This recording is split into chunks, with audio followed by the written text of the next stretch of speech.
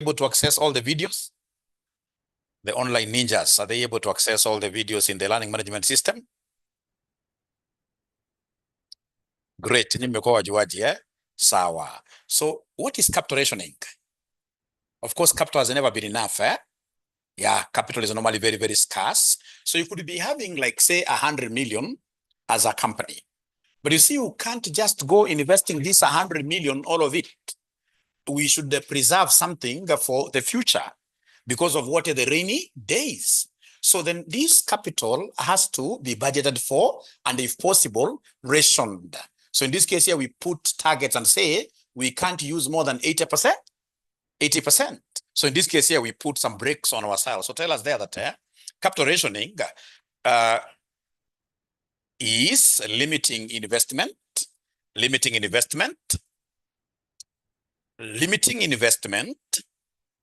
in projects, limiting investment in projects due to budget constraints, limiting investment in projects due to budget constraints, even if they are profitable.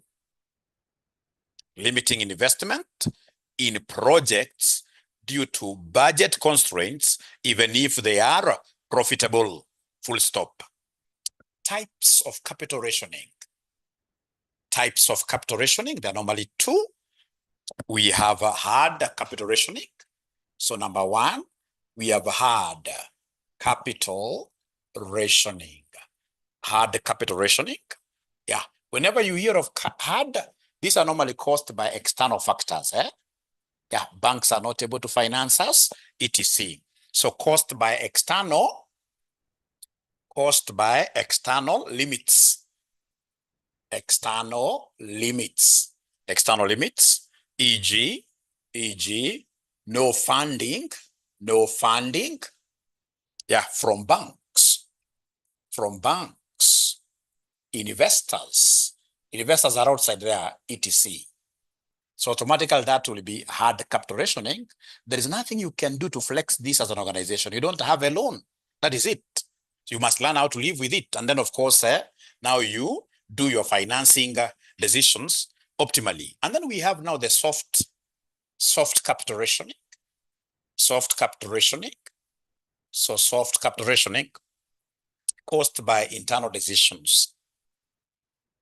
Caused by internal decisions.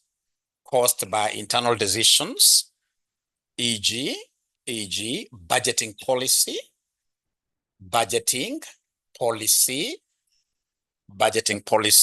comma, risk controls, etc.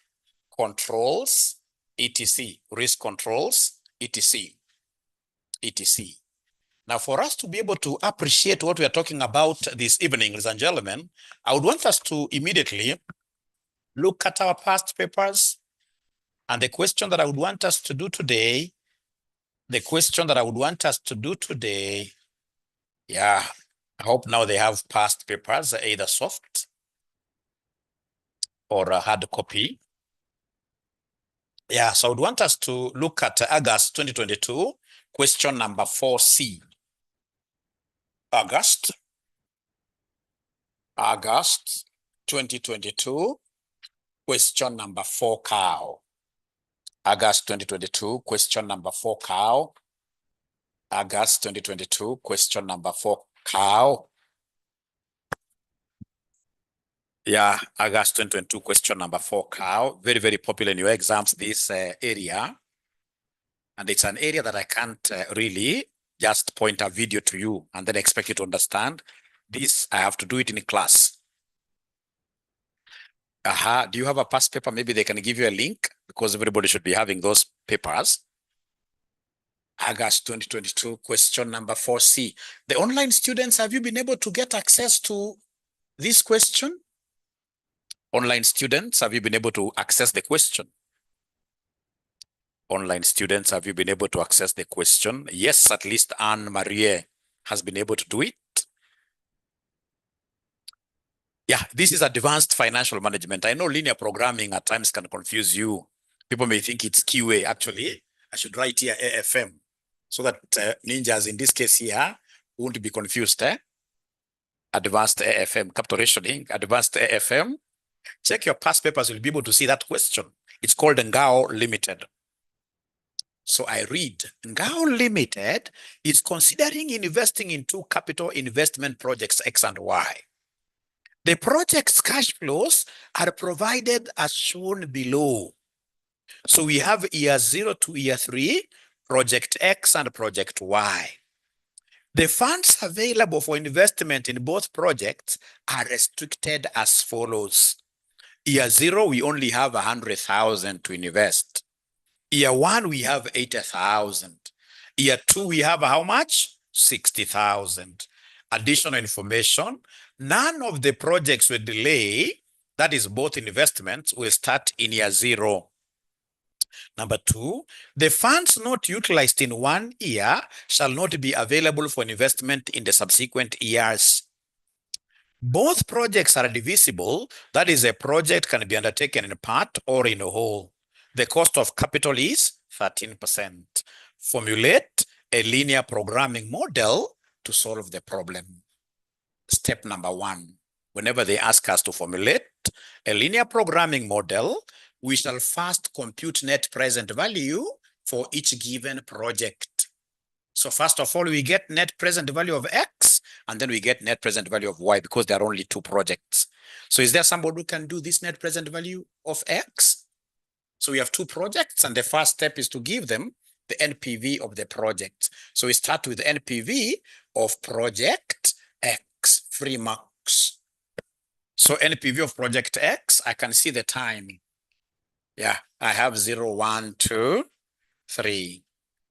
I can see the cash flows. I can see the cash flows. So the cash flows I can see. If possible, let's cut those many zeros. Let's just work with 40. And then our figures will be in shillings millions. Because currently the way they are, they're in thousands. So if again we chop this with 3 more zeros, then our figures will be in millions. So project X, I can see times 0, I'm investing 40. It's quite a very useless project because year 1 is not going to give me any money.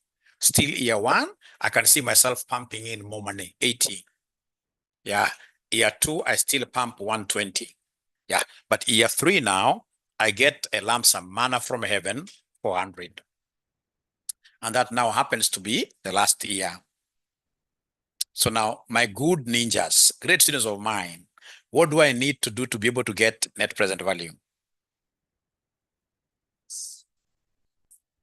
PV, yes. So we need to discount this, isn't it?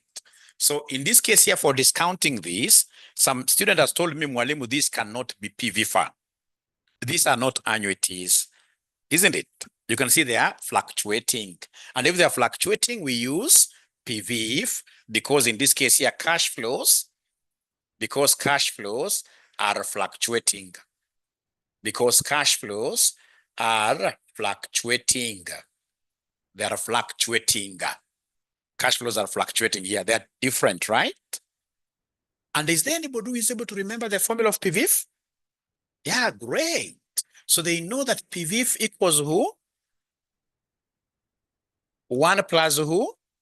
R raised to negative what here? Negative N. The formula for getting present value, interest factor, is 1 plus R. But you guys haven't yet seen the value of R. In this question, R is the required return. R is the required return or the cost of capital. They'll tell you that the investors in this scenario need 13%. Somebody is telling me 13%. Yeah, so therefore R is 13%. So then this one here will be 1.13 raised to negative N. 1.13 because you see R is 0.13. So therefore, my PV, of course, in your exam, you'll start using your tables often. But for now, I want you to get a firm grounding of these concepts. So in this case here, the first one, it will be 1.13 raised to negative. What is our N here? The time period is 0. So you keep on doing that. You keep on doing that. You keep on doing this. Yeah. And then remember, how many decimal places are we talking about always in PV? 4. There are 4. There are 4. Therefore, so please go ahead and give me the numbers. And if you feel that I'm a bit fast, always tell me, Mwalimu, there you're a bit fast. All right. So at least the formula of PVF, that is not a tough one. That is a very easy one. Yeah. So in this case here, Lincoln Mwangi, my friend, has given me a figure of 1. He has given me 0.88. Is it 50? Yeah, great. We shall always use our calculators. We shall always use our calculators. If you don't know how to raise, I can come to where you are and then I'll be able to show you where. Yeah, Lincoln is telling me that if I take 1.1, there is this raised function in your calculator. If I take 1.13 raised to negative 2, this ninja is getting 0.6931, this one here. And then this one here is 0.7. Talk to me. This third one, the third figure is supposed to be 0.7831. So now having gotten these PVs, now you can come and give me the discounted cash flows. Give me the discounted cash flows. You can write that in full if this is your first time to encounter this. You give me discounted cash flows. So discounted cash flows, my friends, what do? We take the cash flows that we have, we multiply them by PVs. So like this will be minus 40 times 1, which gives me minus 40. This will be minus 80 times this number. Please give me the answers. Please give me the answers. 70.8, negative, isn't it? Yeah, thank you so much. And then the third one, it will be minus 120 times 0.7831. Negative 93.7.972. Thank you so much. Thank you so much. Thank you, Lincoln. And then we have the last one, which will be the only positive one. It will be 400 times 0.6931. 277.22. Thank you so much. 0.22, right? 22 or 24? They're saying 24. 24. I'm the one who had it wrongly. So after that, now that these are discounted cash flows, we shall add all of them. We shall add all of them because now they belong to the same mother, equivalent. Today's figures, they are discounted. Now we can add them. And whatever answer we shall get, what name shall we give to the answer we get? The answer we get, we shall call it net present value because you see it's net of the initial outlay. It's net of the initial outlay. It is net of the initial outlay. So I'll come here and write net present value. So how much are we getting as our net present value, if you don't mind? So according to 72.468, 72.468.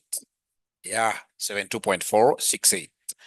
Anytime students write up to here, I'm quite aware of the mark they will always lose, the free mark. This being positive, you say, just in brackets here, you say that this project is viable, yeah, because NPV is positive. NPV is positive. So unfortunately, many students upon reaching here, they start clapping. They forget that they have just started the question. That is NPV of one project. So go ahead and give us NPV of the other projects. And that is why I always tell students not to call me after exams, because many call me after exams. They tell me, Mwalimu, ninja, tumepita ikija exam, opposite. Why? Because they are doing things partially. They are doing things partially. So then I'll write there, NPV of project what here, somebody? Why? I should have not rubbed something there. NPV of project Y. NPV of project Y. So this is NPV of project Y, like that. So we have 0, 1, 2, 3. We have our normal cash flows. Our normal cash flows. So for project Y, I can see negative 80. Remember our figures are in thousands, I can see negative 40. I can see a dash there, which is a 0. And then lastly, I can see 200 what here, somebody? I can see 240. 40. You see the PVs will not change because 13% is applicable to both projects. In some cases, they will tell you that the projects have a different required returns. So here they are not changing. And fortunately, I have all of them PV. This one is supposed to be 1. Fortunately, I have all of them. Yeah, great. Fortunately, I have all of them. So then I would expect you guys, after you write nicely, to give me discounted cash flows for this project Y. Give me the discounted cash flows for this project Y. So according to LinkedIn, the first one is minus 80. The first one is minus 80. The first one is minus 80. How about the second one? Physical students, you should be able to respond and help me. Because if you keep quiet, who will help me? The second one, negative 35.4. Thank you so much. And the third one is 0. Mwalimu, also don't be lazy. The third one, you can see it by yourself. Thank you. And then the fourth one, according to LinkedIn, it is 166.344. Thank you so much. So come here and add up everything. Because now we have discounted cash flows. So remember, when you are adding, this is minus 80 minus 35.4 plus 166.344. How much are we getting there? 50.944, isn't it? I've written there in brackets is viable. That can give you 1 mark, which can take you to places that you've never seen before. Like where? BDA level. Yeah, BDA level. So that is step number 1. You get NPV of the projects that have been provided. If there are 3, you do the same for the third one. So having gotten that, step number 2, you do an LP formulation. So step 2, we formulate the linear programming. So step number 2, LP formulation. LP formulation. Is there any student who could be remembering how linear programming equations were looking like when you guys were doing QA? What should be the top line? Top equation. Top equation. Umejaribu sana Lincoln amesema ni maximize. So the objective function here should be to maximize Z. Thank you very much. So in this case here, objective function is to maximize Z. And remember, for us in financial management, our Z will always be total net present value. Total net present value. Total net present value. Remember, ladies and gentlemen, we have 2 projects. Which projects are these?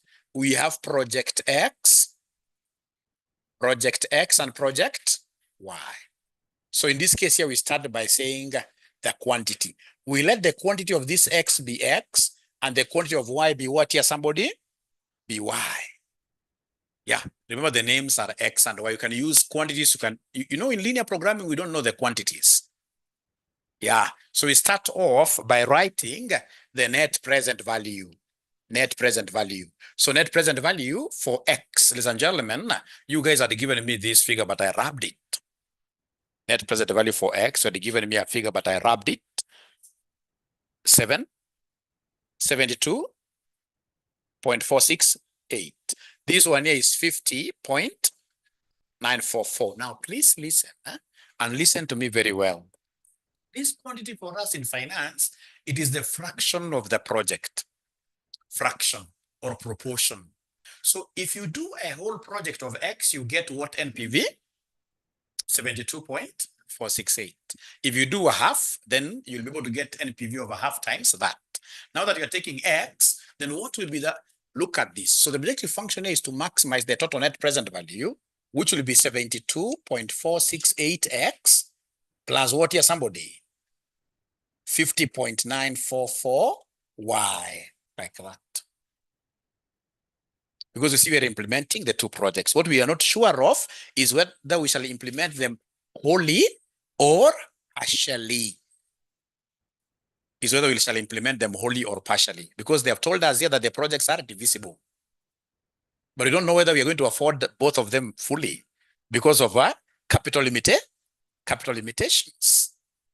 So the objective function is to maximize the total net present value. Yeah, if we invest in fully X, then we get this.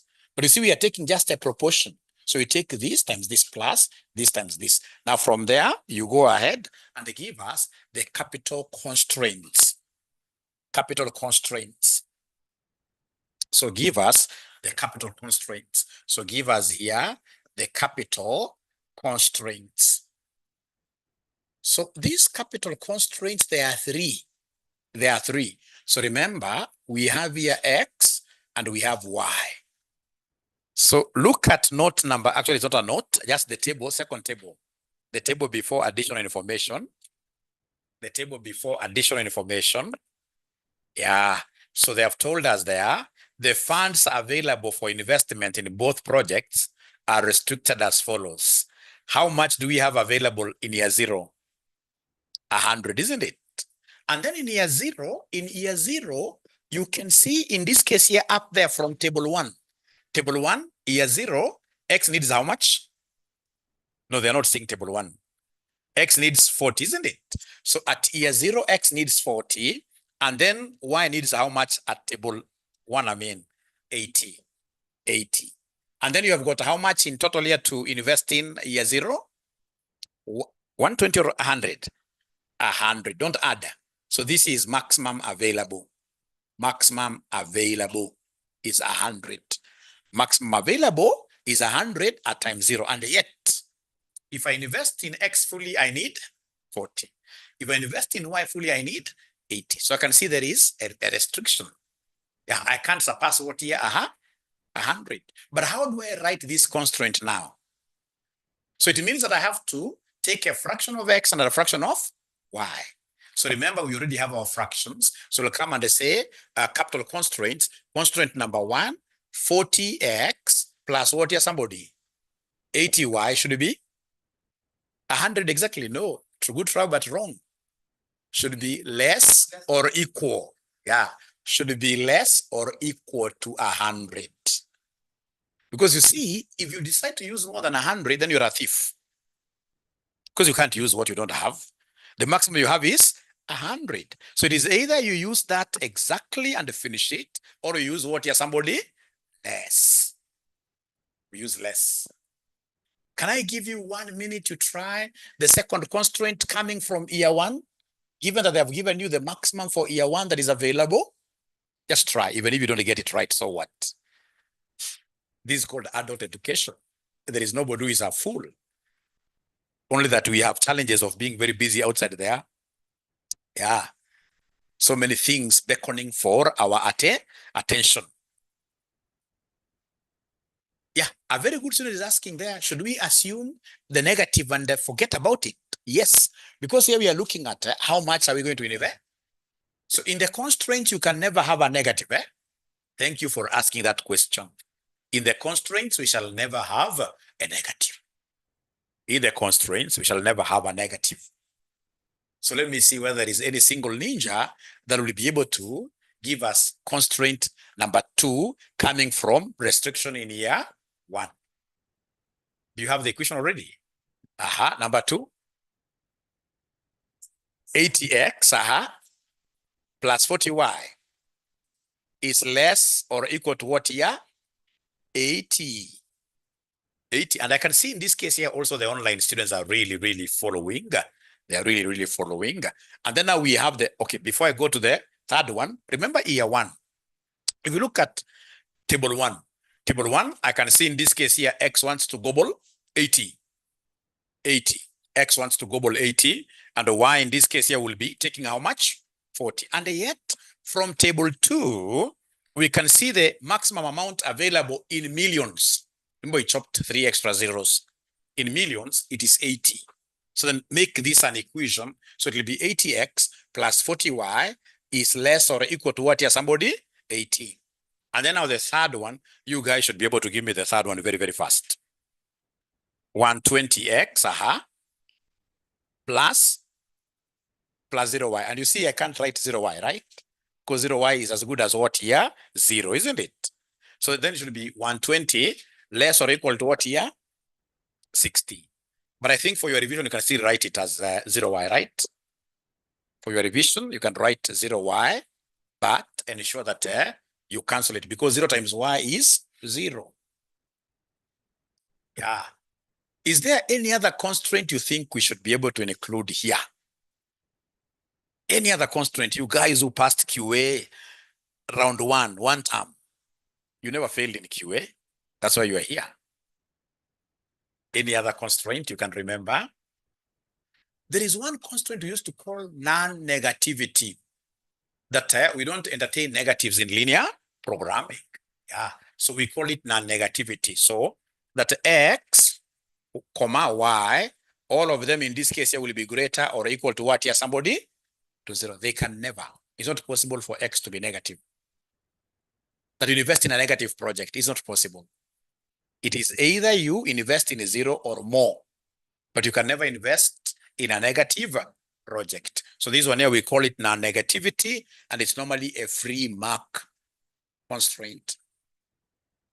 Most students who are very good in exam techniques, who are not very good now in understanding some of these things, what they will do after they write the objective function, they'll always start with a negative, because in a negative, you don't need to think at all, isn't it? But the point that I'm trying to put home is that we shall never forget non-negativity. Yeah, greater or equal to 0. And by the way, when this thing is written like this, x like this, what does this mean? You can see it is becoming smaller towards. So it means x is less. Or on the other side, you can see it is becoming bigger towards y. So y is bigger than what?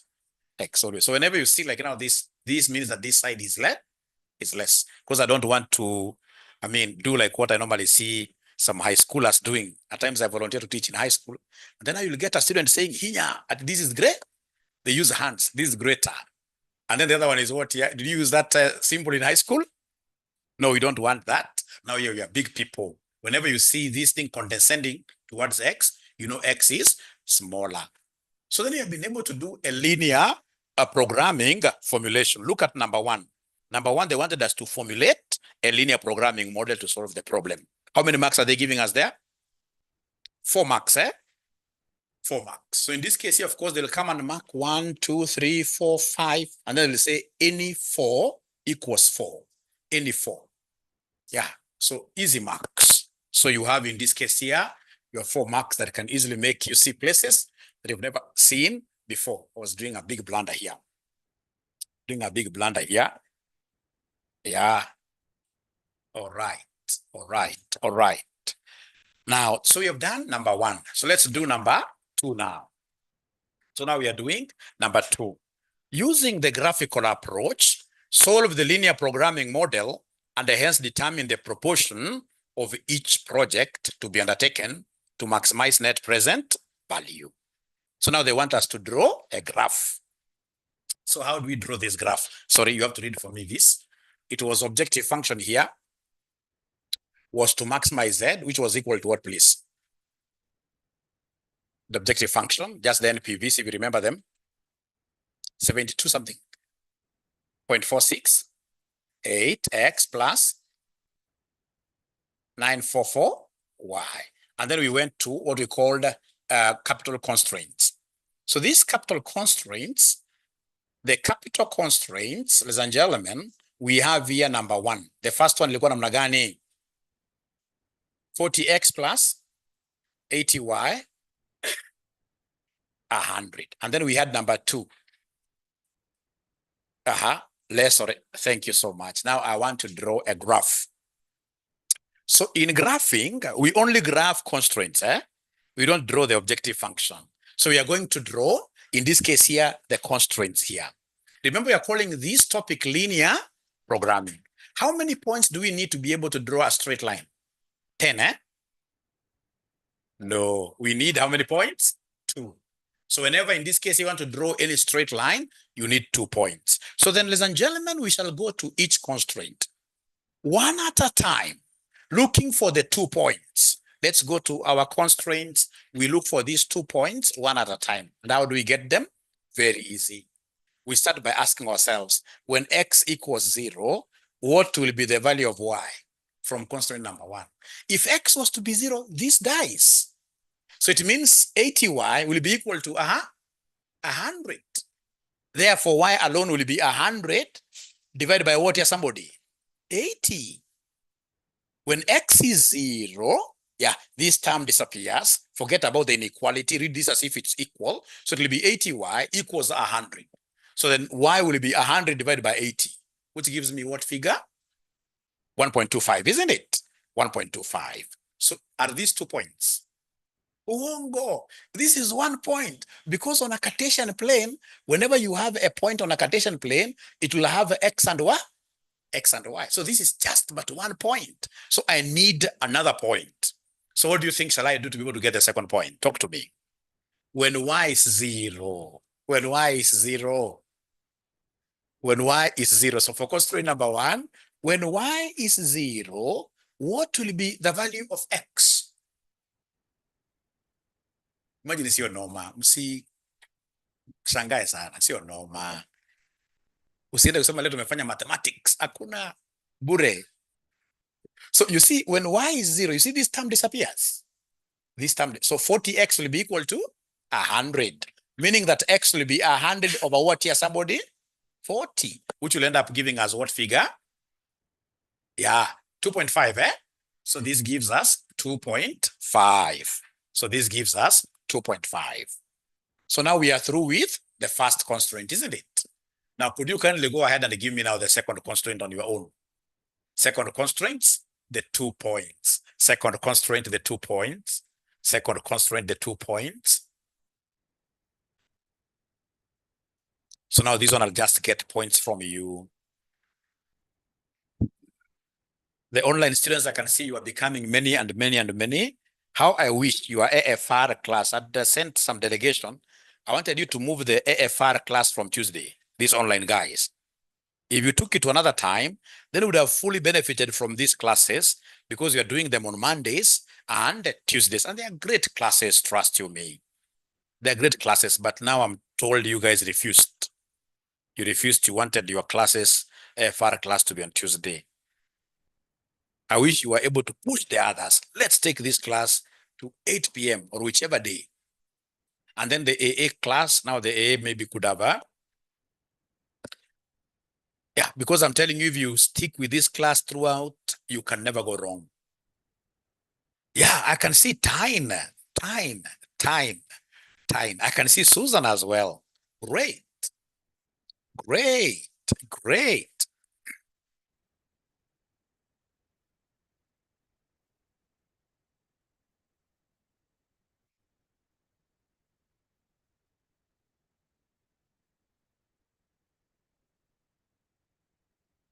So they're telling me, but Mwalimu, this is really easy.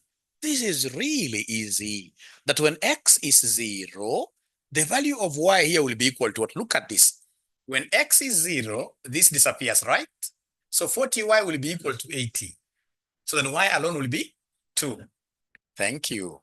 And then we ask ourselves the other question. What about when y is 0? So when y is 0, this disappears. So 80x will be equal to 80. So meaning that x alone will be 1. Have you been able to finish for the third one? So for the third one, it's not very hard. Yeah. So for the third one, what do we have there? The third one, you don't struggle a lot there. You can't tell us when x is 0, right? Because you see this one, if you remove the inequality, it is saying 120x equals 60, meaning that x equals to what automatically? 0 point, because there is no y here. So don't bring issues of y, that when y is 0, there's no y there. Here we know that x is 0.5. Do we have to work on the non-negativity? Oh, that's an assumptional constraint. Now from there, you go ahead and draw the graph. So now from there, let's draw our graph. Let's draw our graph. Yeah, let's draw our graph, my good students. So I'm trying to imagine, where do I draw this graph? Not a problem. So I shall just draw it here. Yeah, we shall overcome. Great, great. They already have the points themselves, so I can easily turn my camera far away where I'll be able to draw my graph. Bila wasiwasi, yes. So they already have the points. So in this particular case, ladies and gentlemen, this is what I shall do.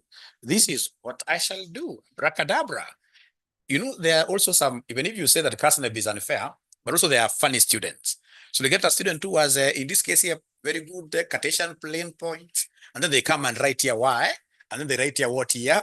Is this normal really? No. We know that always y should be this one, isn't it? Yeah, we shall overcome. So this is y, and this is what here? X. Now, when you look at the x numbers, which one is the very highest? I think it is 2.5. Yeah, 2.5 kwa hizi zote.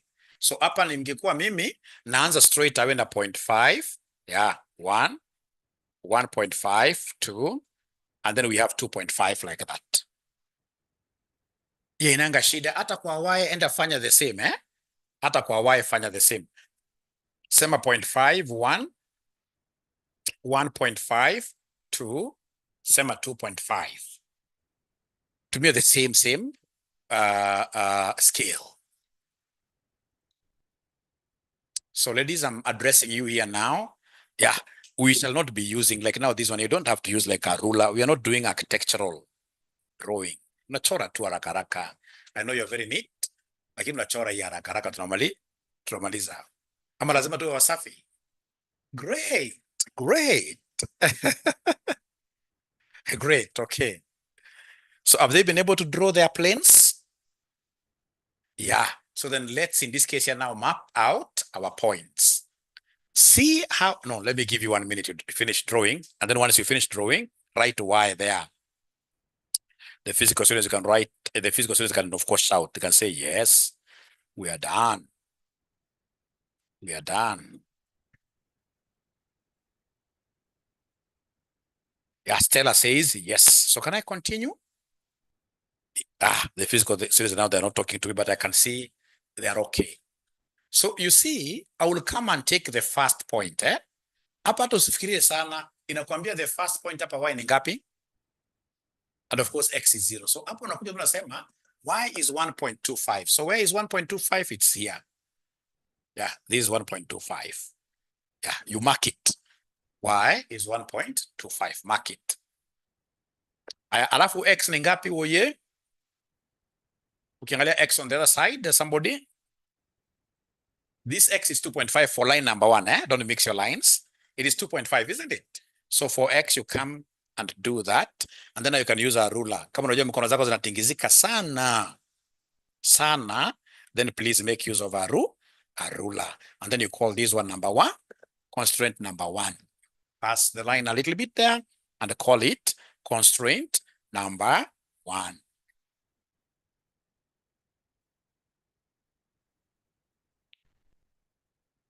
You call it constraint number 1. Now, remember, ladies and gentlemen, that for us, no, could do it like this. Yeah, you pass this a little bit and then you call it constraint outside. And then once you do that, remember now we must shade the unwanted area. In linear programming, we always shade the unwanted area. If you look at constraint number 1, this is less or equal to constraint. So meaning that the area that we need is the area towards 0, because it is less or equal to. So in this case here, the unwanted ni gani? Somebody the upper side, you shade the unwanted area. Mimi napenda sana mwalimu wangu wa high school, hata kitu kulanga mingi ya university ni high school, because I had a very good teacher. Alikuwa anatuambia, hii kitu ukiangalia na macho ya ndani, hii kitu yenyewe, hii ni utaona mali imeshediwa ni pande gani? Siko na imeshediwa huku juu. Ngoja kidogo. Ikiwa imekaa hivi, inakaa imeshediwa pande gani somebody?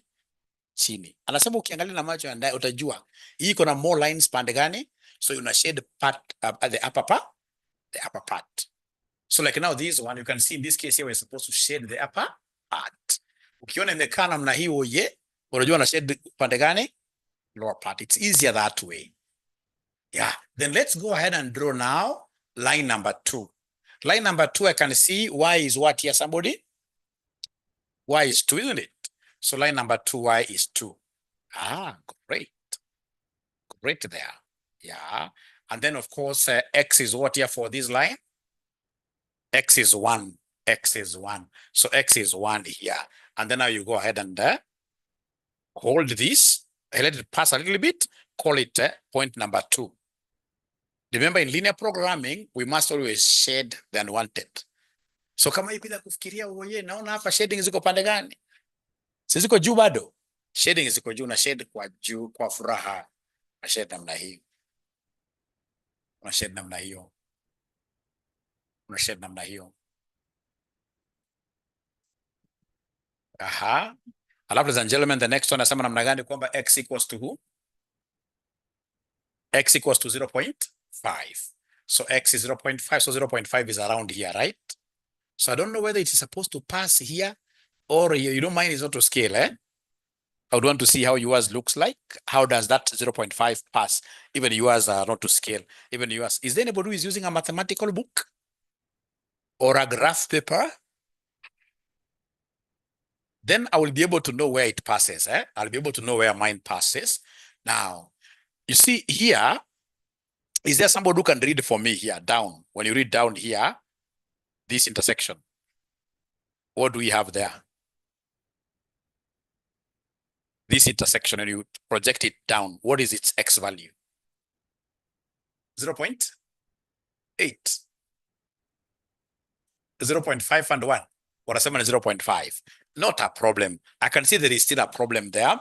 You see, here we have constraint 1 and constraint 2 intersecting. I can easily get these coordinates. I can easily get them because I know it is constraint 1 and constraint 2. So I can go ahead and solve for them simultaneously. If you're not able to read them because you don't have a graph paper, then we shall be able to solve them simultaneously, and then we get to know where do they belong. So if I solve for them simultaneously, I have constraint 1 is 40x plus 80y equals 100. This second one, 40x plus 80y. The second one is 80x plus who? 40y equals 80. So in this case, it will be very easy for me to eliminate y. So what do I do to be able to eliminate y? We multiply equation 2 by 2 to make this 80 and this 80, isn't it? So then if I do that, please listen, don't write this. This is unnecessary.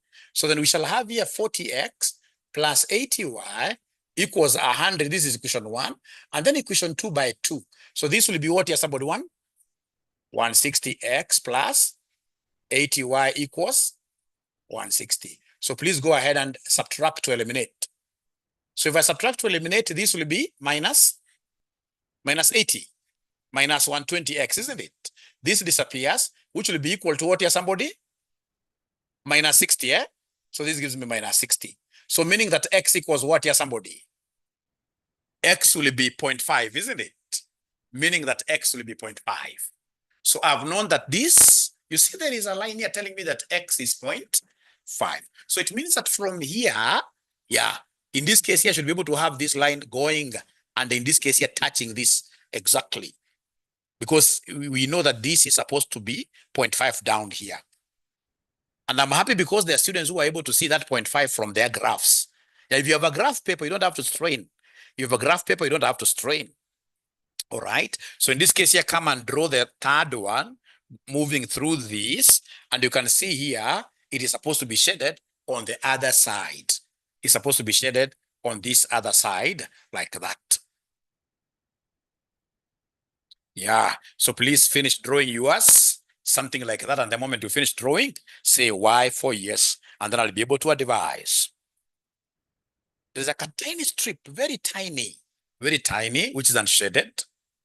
Very tiny, which is unshaded. I hope you have it. Very tiny, that is unshaded there. So this tiny unshaded strip is what we call feasible area. So this one is what we call the feasible area. This one here, we call it the feasible area. The unshaded area is the one that contains our solution. It is the practical, the area of practical, the area of possibilities where we can afford. Yeah, and because you don't have a graph paper, how I wish you can even go ahead and give me the value of y here. Because you don't have a graph paper, can you just go ahead and give me the value of y? Perhaps later on you can try doing this on a graph paper and then you see. So we are saying here that our x is minus 60 over minus 120, which is 0.5, isn't it? To get y, so what is the value of y from equation 1? From equation 1. So it will be 40x plus 80y equals 100. And the x is the one that is 0.5. So it will be 40 times 0.5 plus 80y equals 100. So this will be 20 plus 80y equals 100. So meaning that 80y will be equal to 80. How have I gotten 80? The 20 has moved over to the other side and it has become negative. So 100 minus 20 gives me 80. Implying that y equals what here, somebody? Equals 1. Let's just finish that way. And you could see students who have a graph paper like Lincoln, he was able to tell me that this one here, by just reading without doing all that nonsense, they were able to tell us that this is 0.5 versus what? Versus 1. Versus 1. 0.5 versus 1, like that. So then we have our feasible area, which is our practical area. What are we supposed to do as the last step? Once you get this feasible area, please mark all the corners. This will be my first corner A. This will be B. This corner A will be C, because we are using what we call corner point method. Mark all the corners. So corner A, corner B, corner C, corner dog. Mark all of them. That is the last step. That is the last step. So these corners then, what shall we do with these corners, my good students? It's called corner point method. So shall come here and they give us the corners. So corners we have here A, B, C, D. Give us the corners, and then you give us the coordinates X and Y. This is really important for us. Very important. So for each corner, give us the coordinates for each corner. So corner A, is there somebody who is able to see the value of X and Y? 0, 0, right? Corner A, it is 0, 0. Corner A, it is 0, 0. So give me the values of X and Y at corner B now yourselves. Corner B, now you are experts. At corner B, what do we have there at corner B? At corner B. Yeah, please, you shall never fear. Yeah, guessing. You shall never fear telling us your thoughts, because here all of us, we are thought leaders. Yeah, so we have in this case here somebody called Kelby giving me 0 and 1.25. That X, when they are here, X, when you read X from here down, it is 0. And then the Y itself, we had actually written here. Y is 1.25. Thank you very much. Now, can you then pretend that you are reading for C, and then you give me answers? Just pretend, because your graph can't show very well. C, your graph can't show very well. I'm so sure if it were not for my workings, you would have really struggled with the C. So what are we getting for C? 0.5 and 0.5 and 1, isn't it? Because already we did it. 0.5, and then we have 1 there.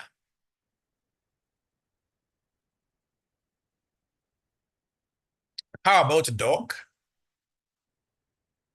Dog. 0 and 1. Uongo. Dog. What is the value of X here? It is 0.5. And then Y is the one that is 0.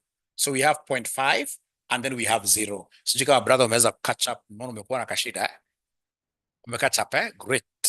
Great. You shall never fear mwalimu. Mwalimu is your academic father. You shall never fear mwalimu. You shall never fear your father. You can fear your mother, but you shall never fear your father. Never. I'm on the other way around. Great. So then, ladies and gentlemen, what do we do with each of these corners? Now we evaluate our objective function. Remember, our objective function was Z, which was total NPV. Woi nilivuta yangu kitambo. Ilikuwa namna gani Z? ilikuwa namna gani Z? Nilivuta yangu kitambo oye. Z ilikuwa namna gani? 70 point 72.468x, isn't it? Plus 50.944 y, like that. Yeah. So now you get the value of Z for each corner. For each corner. Oh, yote nikuanzishie. Nikija kama hapa nitasema 72.468 times 0 plus 50.944. Y is as well Z. So I know everything here is Pongo 0 for the first point because I'm plugging in. I'm plugging in there. 72.468 times 0 plus 50.944 times 0. So that will give us 0. That will give us 0. So are they able to do the same for corner B now without much hassles? So for corner B, what do we have here? 72.468 times what here, somebody? 0 plus 50.944 times who? Times what? 1.25, isn't it? Please give me a figure there. So according to Lincoln Mwangi, he is getting 63.68. Thank you very much, which has been confirmed by some gentlemen in class here. Thanks, Harriet. Harriet must be a new student here. Welcome. Now we go to corner C. So corner C, what do we have here at corner C? So we have 72.468 times 0.5 plus 50.944 times 1. Times 1.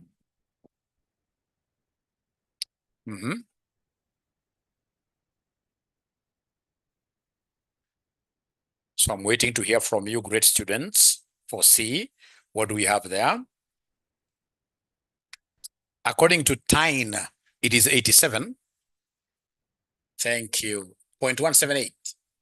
Then now we come to D. So D, it will be 72.468 times 0.5 plus 50.944 times 0, which will end up giving us something nice, 36.234.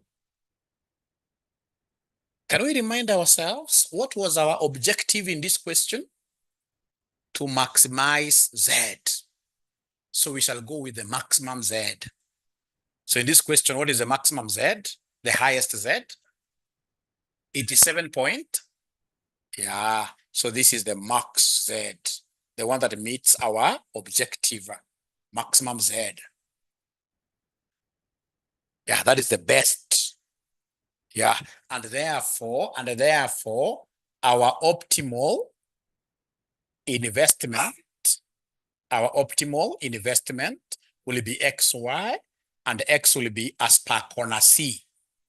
As per corner C. Because corner C now is the one that corresponds to the maximum Z, isn't it? So then this one here will be 0.5, and what here, somebody? 1. Yeah. For corner C, X is 0.5, and Y is what here, somebody? 1. So meaning what?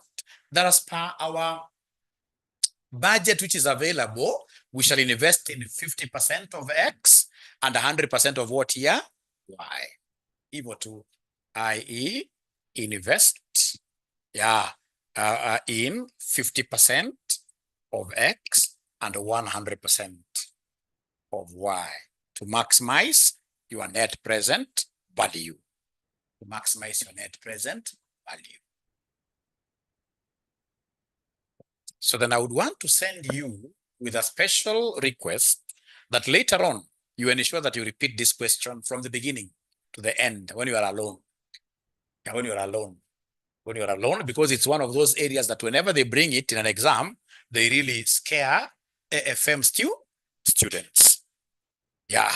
So is that okay? All right. So then I would want you to also get out the AFM paper that was tested last semester. Yeah. Get out the August 2025 paper. I show you something there. Do you have it? You have it in the links, isn't it? Even me, that's what I'm doing. I'm going here searching for CASNEB past papers. past papers. They are good Samaritans. Past papers, Kasneb, past papers. All right. Within a minute, you'll be having it.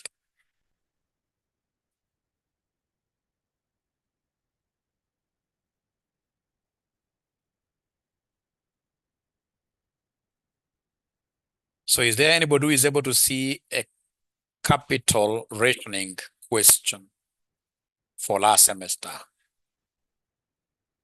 For last semester, anybody who is able to see capital rationing question? It came. It came and we waited for it. It came. You know, you must train yourself to start in this case here, knowing exactly areas where these questions are coming from, because in many cases, students will come out of an exam and they tell you, Mwalimu, I don't even understand where those questions were coming from. So you need to start. So this was question number 1. Question number 1. Question number 1B last semester. Question number 1B last semester. Question number 1B. So we start with part B, I know I've done this with some 2 students in here, but they allow me to repeat this. Yeah, so we are told here, Ushindi Limited is considering the following projects. Are we there? So we have projects A, B, C, D, E. Initial outlay has been given, annual revenue, annual fixed costs, and project life has been given. Additional information, variable costs are 40% of annual revenue. So you can see they have given us annual revenue up there on the table and annual fixed cost. So variable costs weren't given. So down there, they have told us how to calculate variable costs. Each project is divisible. Projects D and E are mutually exclusive. Cash flows are confined within the lifetime of each project. Cost of capital is 10%. Ignore taxation and depreciation. The company has a capital limitation of 400 million for investment. All cash flows occur at anniversary what year? Dates.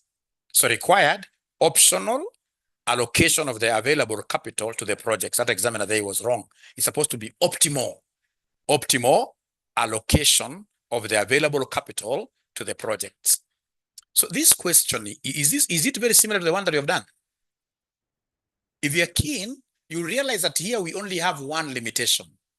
Yeah, we only have one constraining amount of how much here somebody 400, given note number 7, isn't it? Remember the one that we have just done using linear programming, we had 3 capital constraints, year 0, year 1, and year 2. So when in this case here you have many capital constraints, you use linear programming. But when you have only one constraining amount, like now this one here, we shall use what we call profitability index. Now that we are bringing this into context, allow ourselves to do this question. Yeah, and you must be able to know to differentiate. When do I use linear programming? And when do I use profitability index? All right. So the first thing that I will do, even if I never understood this question very well, is to ascertain the cash flows. So we do a table for the cash flows. We do a table for the cash flows. So table for the cash flows. What do we have there? Very easy. Your paper is the easiest. AFM. What I know, there are 2 very easy papers. That is AMA and AFM, the easiest papers in CPA, which should never scare you. So we have 3 projects. No, not 3, there are 5. So we have here A, let me size my board. A, B, C, D, E. So we are doing like an income statement to start with. Yeah. A, B, C, D, E.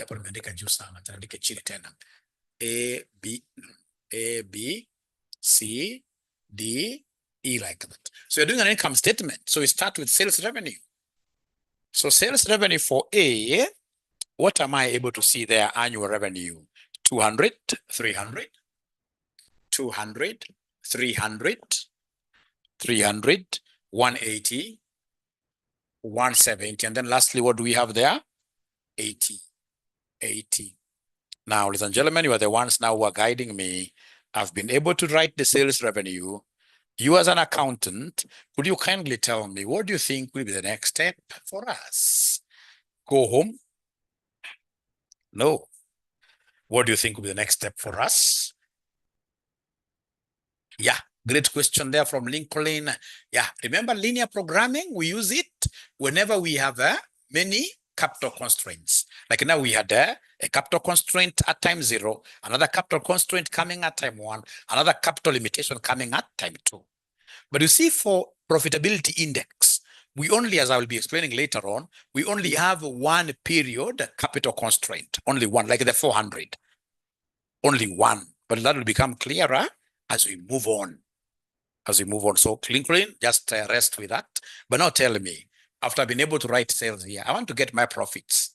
What will be the next thing? We less variable cost. Thank you very much. So come here and less variable cost. I'll write this like that. You guys can write it in full. And the variable cost, they have given us, ladies and gentlemen, a criteria for the same. They have told us we use what percentage? 40% of the revenue. 40% of the revenue. We normally feel sad when we go to these exams, get students who don't write anything on their booklet. Yeah, everything is empty, empty, empty, empty. But some of them, in this case here, always remember to tell God to bless the work of their hands. And they have not written anything. Even if this great Lord of ours is very, very marvelous, I mean, try writing something. So less variable cost at 40%. So 40% of 200 gives me what figure? You simply say 0.4. 80. Thank you so much. I hope they're able to follow these online ninjas as well. 40% is cutting across all projects. All projects. So 40% of 300? 120. 1 or 72 here. 68 and then 32. Thank you so much, sister. Anything else that now we need to factor in? Anything else we need to factor in? Because ultimately we want profits. So to get profits, we must less fixed costs as well, isn't it? So come and give us fixed costs. Give us fixed costs. So are you able to see the fixed cost, my friends? Fixed cost, my friends.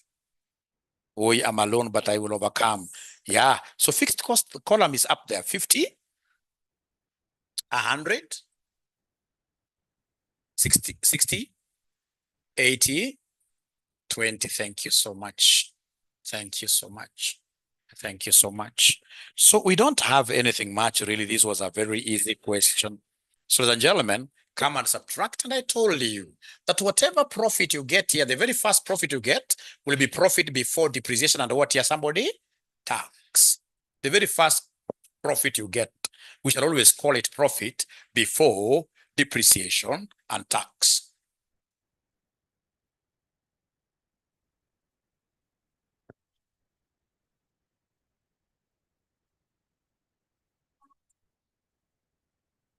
Okay. So the first one will be 200 minus 80 minus 50, isn't it? 70, eh? So the first one here is 70. This is 80. 80, 48, 22, 28, 28.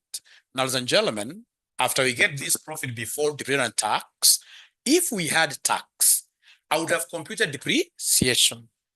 But we said in this very class that whenever tax is not provided, depreciation becomes what here? Irrelevant here.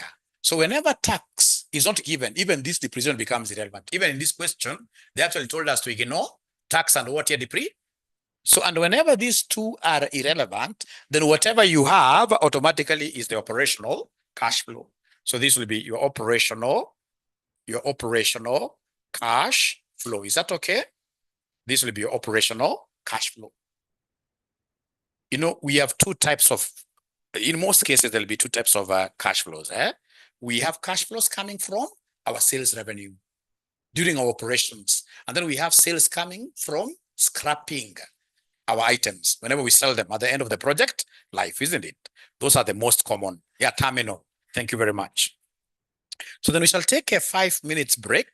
Over this break, I expect you guys not to do anything, but just getting to know your neighbor, isn't it? If you are in physical class, just get to know your neighbor. Yeah, relax. When we come back, we should be able to finish the entire question. When I come back, I hope the online ninjas will not be running away, right? Great.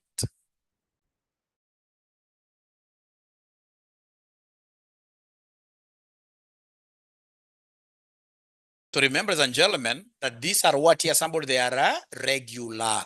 These are annuities. Where are the annuities? Because you can see evidently, they're giving you the name annual revenue, annual fixed cost. That should be able to tell me that this is a question of annuities. So for A, I can see the number of years are 3, isn't it? Yeah, so then how about the cost of capital? So we have here PV for 10%, 3 years. Is that okay? This will be PV for 10%. How about project B? Number of years are how many? 5, eh? Then we have PV for 10%. How many years for project C? 4. Then we have PV for 10%. How many years for D? 10. Then we have PV for 10%. How many years for project E? 15, eh? 15. So I don't know now whether you have tables you can now use to read. Do we have tables? Do we have annuity tables? So these are some of the small things that students confuse and they give them problems. Remember, I repeat here, if this was year 1, year 2, year 3, year 4, year 5, and then the cash flows are different, then it would have been PV, it would have been irregular. Is that okay? But these are independent projects. So I'm going to use PV because the sales is annual, fixed costs are annual, so these are annuities. All right. So then if you don't have a formula sheet, yet I would want you to go there and punch like this. So remember the formula of PV. So PV normally is 1 minus 1 plus R, eh? Everything divided by what here, somebody? R, yes. So like now I know R is 10%. So like now here I will be talking of 1 minus 1.1 raised to, the first one is 3, eh? Divided by R, which is 0.1. So in your calculator, you say 1 minus 1.1 raised to negative 3. Whatever answer we get, after we say equals, we say divided by 0.1, and then you give me an answer. Please give me the answer for A. Why they're not giving me an answer? If I were them, I would take my calculator, say 1 minus 1.1 raised to negative 3. So according to Lincoln, he's getting 2.48. Yeah, 2.4869. Please, everybody be very aggressive. I want us to pass this paper one term. So like now here, remember 10% is constant, eh? So now the number of years are how many? 5. So let's say 1 minus 1.1 raised to minus 5 equals, whatever answer I get, I say divided by 0.1. So from Marvin, we are getting that 379.08. 379.08 decimal. Then we go to the third one. The third one, just like that, slowly. There's no hurry in Africa. There's no hurry in Africa.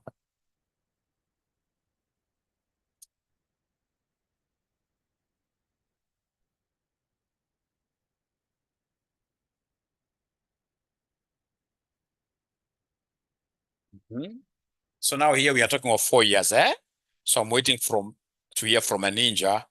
4 years, so you say 1 minus 1.1 raised to minus 4 equals whatever we get, we say divided by 0.1. We divide by 0.1. What figure are we getting? Somebody there?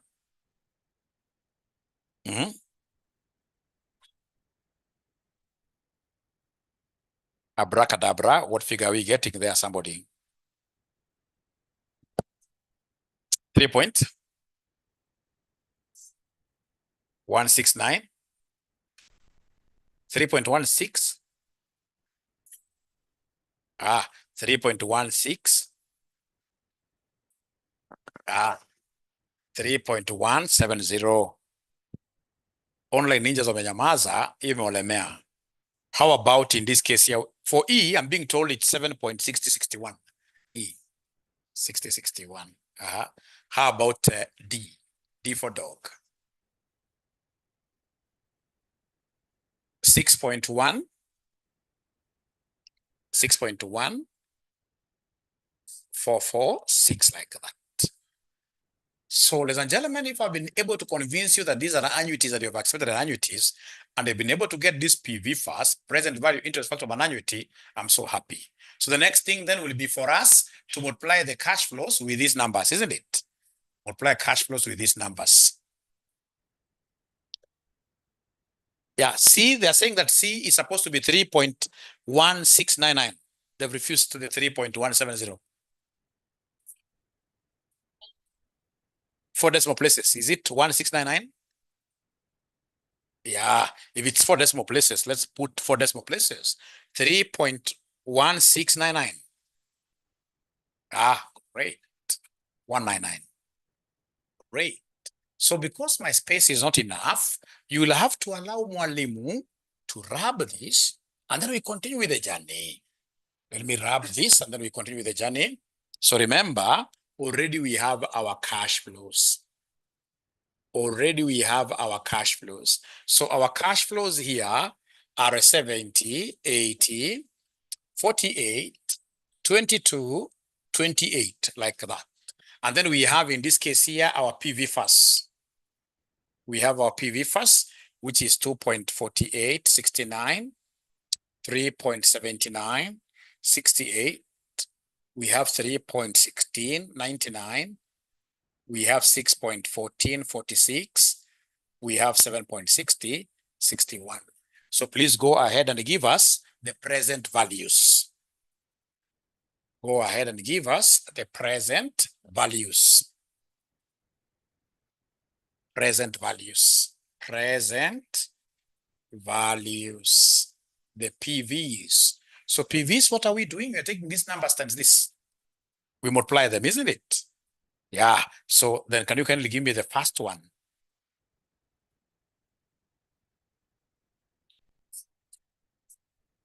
$174.083.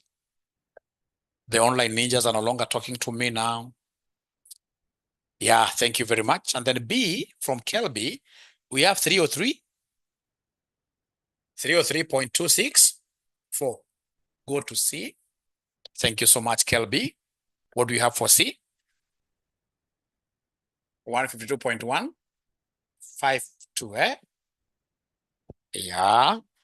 Thank you so much. Then we have D.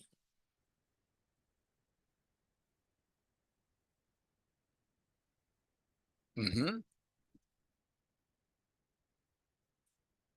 212.97. And then the last one, which is E, 28 times 7.6061. Ya mwisho, eh? No problem, yeah. Okay, D.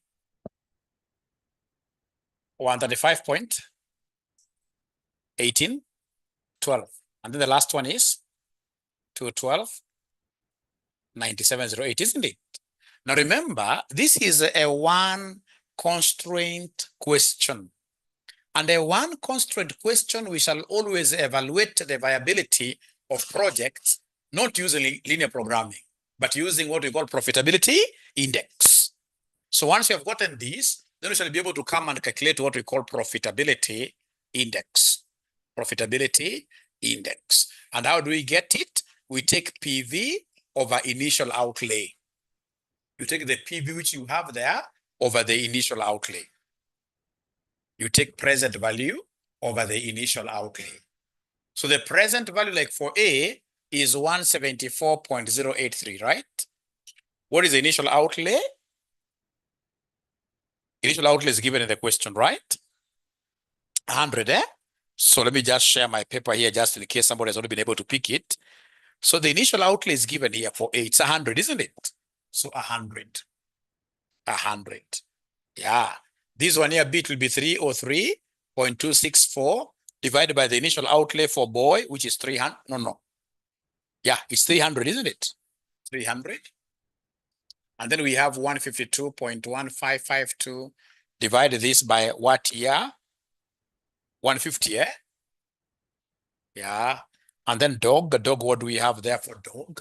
We have 135.1812 divided by initial outlay for dog is 120. Yeah. And then lastly, we have 212.9708. We divide this E by 180. Yeah. So what are we getting? We are getting profitability index, which is normally used to evaluate the viability of projects in a situation where we have one constraining factor. Like here, the constraint was availability of 400 million only.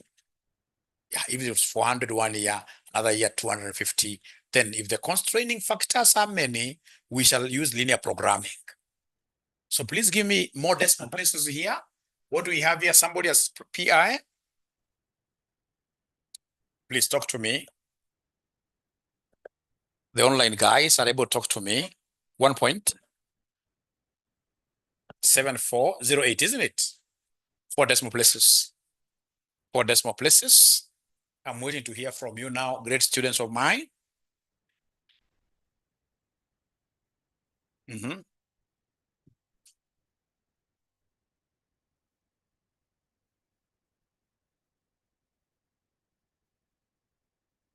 1.0109. Thank you. Thank you, Anna. So now we are on Carl. So Carl 1.0. 144. 1.0. 1.0144. Okay, thank you so much. How about dog? 1.0. Sorry, dog. 1 point. Dog. 1.1. 265. And then the last one now is egg E. 1.1. 832. Now remember, the higher the profitability index, the better a project is. Normally we choose projects with the highest profitability index and give them rank 1. So remember, the basis of getting this profitability index is to rank your projects. So in this case here, let's rank these projects. Let's rank the projects. Which one takes number 1, given that it is the one that has the highest profitability index? A. So A is number 1. A is number 1. So this rank. So A takes up number 1. Number 2, 1.12, 1.18. See the E? Yeah. So E takes up number 2 because 1.18 is higher than 1.12. After that, we are ranking them. D O Wongo. D Wongo. Wongo. Because you see, there is not number 3, which tells us that D and E are mutually exclusive. You can't invest in both of them at the same time. This examiner akutaki mazuri. Anajua unaweza ukafika hapa analeta confusion to read note 3. Read note 3. So the moment you're saying that E has been ranked, it means that D will never be ranked. D cannot be ranked because the two of them are just like the two sides of a coin. If you are to throw a coin up, alafu upate both tails and heads zimekuja up hivi, toroka hiyo ni mashetani. Because they're supposed to be mutually exclusive. When one occurs, the other one cannot occur at the same time. So again here, D and the E cannot occur at the same time. If you have ranked E, meaning that E will be one of the investment projects, D cannot occur. So we strike that off. So after that, then the third one will be 1.01, 1.0. Yeah, this one here, isn't it? So this becomes number 3. This becomes number what here, somebody? Number 4. This becomes number 4. Yeah. So then, ladies and gentlemen, after that, what do we do? Now let's prepare. Uko na marks mingi sana. By the time unafika hapa tukikosea, that is now, yeah. PVFA ndio ilifanya nikapata fail. Purity, forget about that. We shall overcome. Forget about fails. All of us are winners. I mean, with just lessons learned, isn't it? Yeah. So in this case here, go ahead and now give us the optimal investment schedule. Yeah. So now give us the optimal investment schedule. So optimal investment schedule. So then we have our projects. So our projects, ladies and gentlemen, which projects do we have here? Remember now you give us projects as per how they've been ranked. So A was ranked number 1, isn't it? Yeah, from there we have D, E. From there we have C. From there we have B, B for boy, like that. B for boy. So is there somebody who is able to remember the initial outlays? Initial outlay? Initial outlay ni ngapi ya A? Oh yeah. 100. Ndio hizi hapa initial outlay. Zilikuwa mahali hapo ya. Alafu ya E ni ngapi somebody? 180. Alafu ya C ni ngapi? 150. Alafu ya boy ni ngapi? 300. Now please copy up to there fast.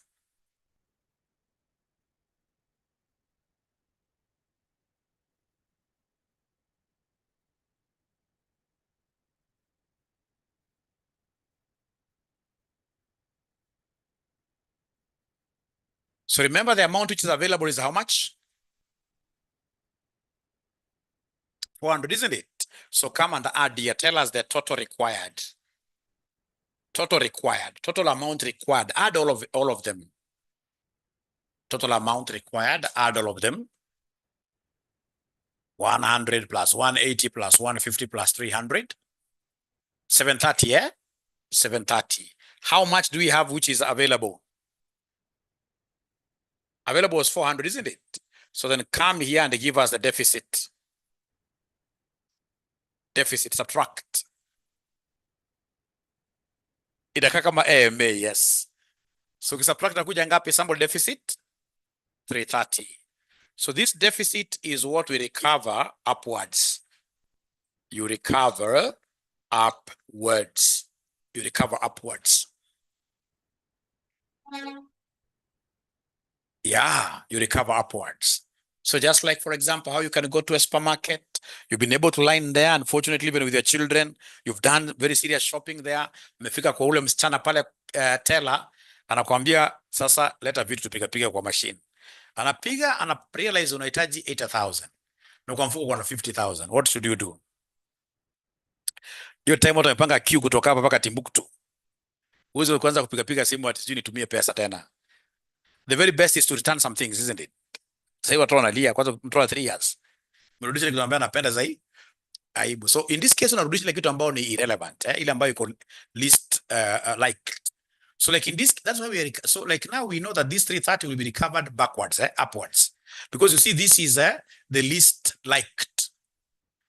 This is the highest in terms of our priority. So it means that we are recovering this 330 upwards. So what I will do, I will recover the whole of this 300. Isn't it? So we recover the whole of this 300. Yeah. After recovering the whole of 300 from there, we still have some balance and recovered. What is that balance? 30. So you go up and subtract 30 here. So that in total you have recovered 330. So meaning that I will not invest in project boy. C, I will invest how much in C? 120. I'll invest 120 in C.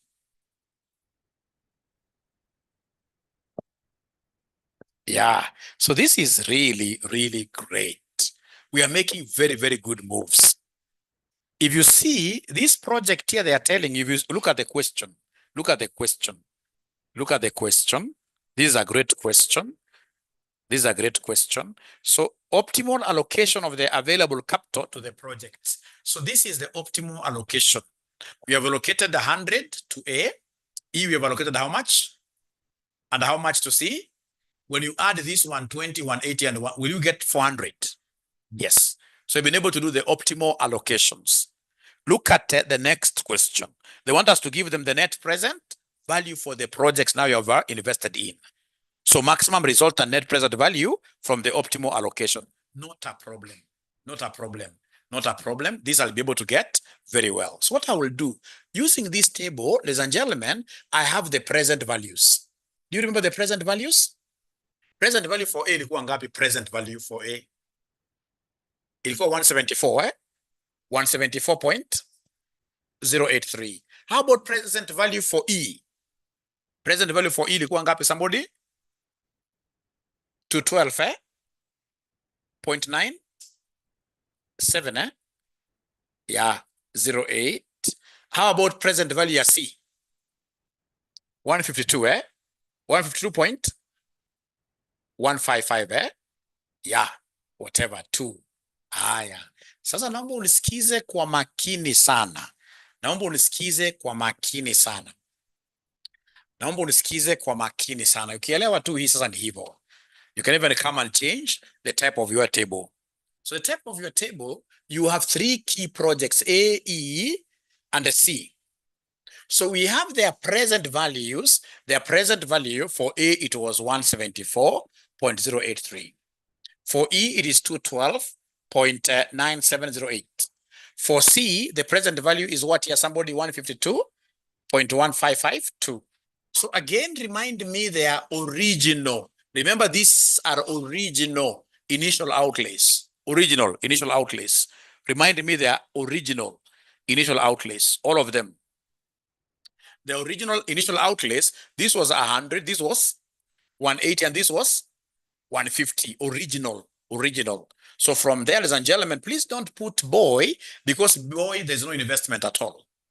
Boy, there's no investment at all. So come and give me their net present values. Give me their net present values.